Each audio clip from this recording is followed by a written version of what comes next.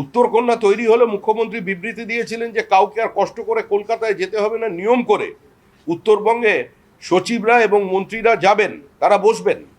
কদিন গেছেন? উত্তরবঙ্গের জন্য বাজেটারি অ্যালোকেশন কত? উত্তরবঙ্গের জন্য যে টাকা পশ্চিমবঙ্গ বাজেটে ধার্য করা হয় তাতে জল গরম হয় না। উত্তরবঙ্গের কোন তৃণমূল কংগ্রেসের মন্ত্রী, উত্তরবঙ্গের উন্নয়ন মন্ত্রী একবারের জন্য দাঁড়িয়ে বিধানসভায় বাজেট পেশের দিন তিনি কোনো দাবি জানিয়েছেন? যে টাকা উত্তরবঙ্গের জন্য ধার্য করা হয় একবারই সর্বাধিক 41% টাকা খরচা হয়েছে, বাদবাকি খরচা হয় 22 থেকে 24-25% টাকা।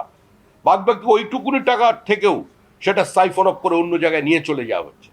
উত্তরবঙ্গের বিরুদ্ধে কার্যত তৃণমূল কংগ্রেস যুদ্ধ ঘোষণা করেছে। উত্তরবঙ্গের বিভিন্ন নদী থেকে বোল্ডার তুলেছে, অবৈধ স্যান্ড মাইনিং, বালি তোলা হচ্ছে। উত্তরবঙ্গেরও তৃণমূল কংগ্রেস অপারেশন ফরেস্ট জারি করেছে। গরুমারা জঙ্গলে যান, ভেতরে কাঠ সাফ। একটার পর একটা জঙ্গলকে সাফ করে দিয়েছে ভেতরে তৃণমূল কংগ্রেস। নতুন নতুন রিসোর্ট তৈরি হচ্ছে। আর তৃণমূলের এই লুটে যোগ দিয়েছে আমাদের রাজ্যের কিছু আমলা।